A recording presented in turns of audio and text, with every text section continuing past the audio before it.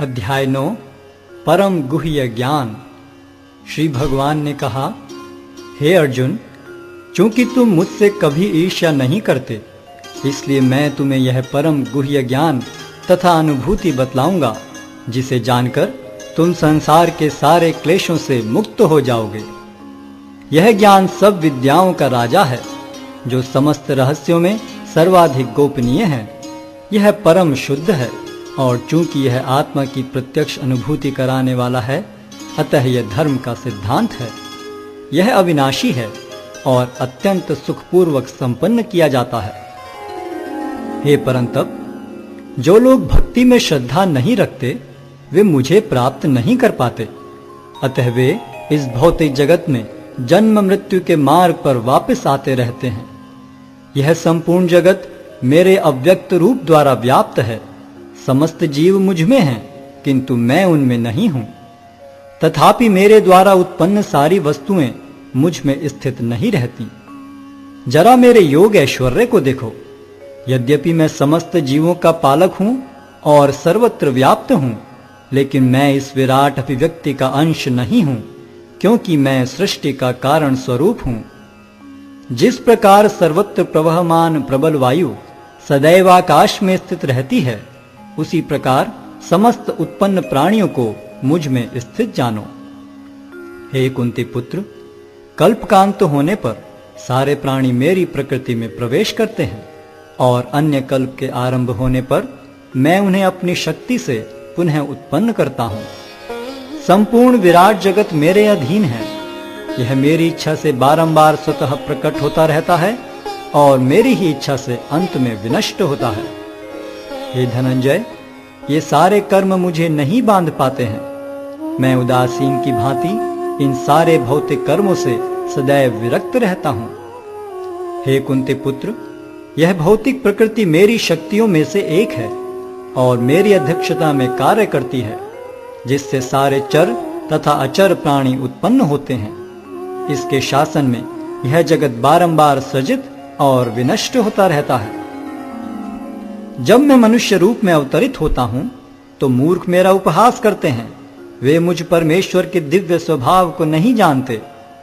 जो लोग इस प्रकार मोहग्रस्त होते हैं, वे आसुरी तथा नास्तिक विचारों के प्रति आकृष्ट रहते हैं।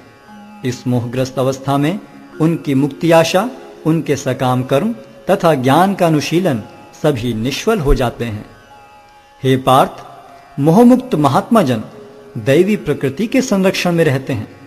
वे पूर्णतः भक्ति में निमग्न रहते हैं, क्योंकि वे मुझे आदि तथा विनाशी भगवान के रूप में जानते हैं। ये महात्मा मेरी महिमा का नित्य कीर्तन करते हुए, दृढ़ संकल्प के साथ प्रयास करते हुए, मुझे नमस्कार करते हुए भक्ति भाव से निरंतर मेरी पूजा करते हैं। अन्य लोग जो ज्ञान के अनुशीलन द्वारा यज्ञ में लगे रहते हैं, वे भगवान की पूजा उनके अद्वय रूप में, विविध रूपों में तथा विश्व रूप में करते हैं। किंतु मैं ही कर्मकांड, मैं ही यज्ञ, पितरों को दिया जाने वाला तर्पण, औषधि, दिव्य ध्वनि, घी, अग्नि तथा आहुति हूं। मैं इस ब्रह्मांड का पिता, माता, आश्रय तथा पितामह हूं। मैं ज्ञेय, शुद्धिकर्ता तथा ओंकार हूं। मैं ऋग्वेद, सामवेद तथा यजुर्वेद भी हूं। मैं ही लक्ष्य, पालनकर्ता, स्वामी, साक्षी, धाम, शरण स्थली तथा अत्यंत प्रिय मित्र हूं। मैं सृष्टि तथा प्रलय, सबका आधार, आश्रय तथा अविनाशी बीज भी हूं। हे अर्जुन, मैं ही ताप प्रदान करता हूं और वर्षा को रोकता तथा लाता हूं। मैं अमृत्व हूं और साक्षात मृत्यु भी हूं। आत्मा तथा पदार्थ दोनों मुझ ही में हैं। जो वेदों का अध्ययन करते तथा सोमरस का पान करते हैं, वे स्वर्ग प्राप्ति की गवेषणा करते हुए अप्रत्यक्ष रूप से मेरी पूजा करते हैं। वे पाप कर्मों से शुद्ध होकर इंद्र के पवित्र स्वर्गिक धाम में जन्म लेते हैं, जहां वे देवताओं का सा आनंद भोगते हैं। इस प्रकार जब वे विस्तृत स्वर्गिक इंद्रिय सुख को भोग लेते हैं और उनके पुण्य कर्मों के फल क्षीण हो जाते हैं, तो वे इस मृत्यु लोक में पुनः लौट आते हैं। इस प्रकार जो तीनों वेदों के सिद्धांतों में दृढ़ रहकर इंद्रिय सुख की गवेषणा करते हैं, उन्हें जन्म मृत्यु का चक्र ही मिल पाता है।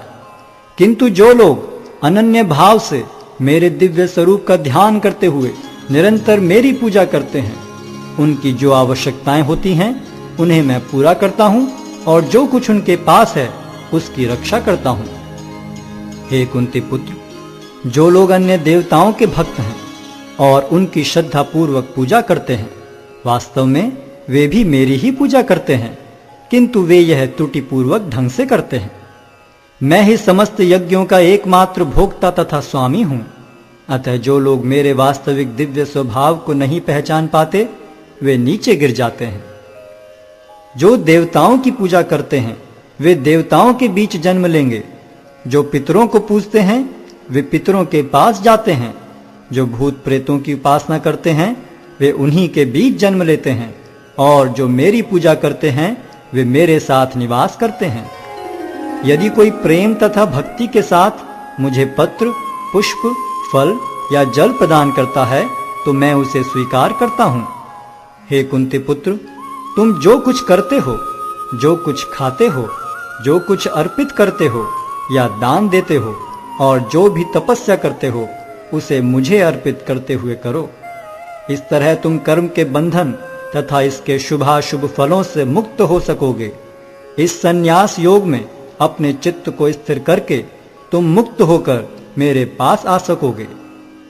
मैं न तो किसी से द्वेष करता हूं, न ही किसी के साथ पक्षपात करता हूं। मैं सबों के लिए संभाव हूं, किंतु जो भी भक्ति पूर्वक मेरी सेवा करता है वह मेरा मित्र है, मुझ में स्थित रहता है और मैं भी उसका मित्र हूं। यदि कोई जघन्य से जघन्य कर्म करता है, किंतु यदि वह भक्ति में रत रहता है तो उसे साधु मानना चाहिए, क्योंकि वह अपने संकल्प में अडिग रहता है। वह तुरंत धर्मात्मा बन जाता है और स्थायी शांति को प्राप्त होता है। हे कुंती पुत्र, निडर होकर घोषणा कर दो कि मेरे भक्त का कभी विनाश नहीं होता है। हे पार्थ, जो लोग मेरी शरण ग्रहण करते हैं वे भले ही निम्न जन्मा स्त्री, वैश्य तथा शूद्र क्यों न हो, वे परम धाम को प्राप्त करते हैं। फिर धर्मात्मा ब्राह्मणों, भक्तों तथा राज ऋषियों के लिए तो कहना ही क्या है। अतः इस क्षणिक दुख में संसार में आ जाने पर मेरी प्रेमा भक्ति में अपने आप को लगाओ। अपने मन को मेरे नित्य चिंतन में लगाओ, मेरे भक्त बनो।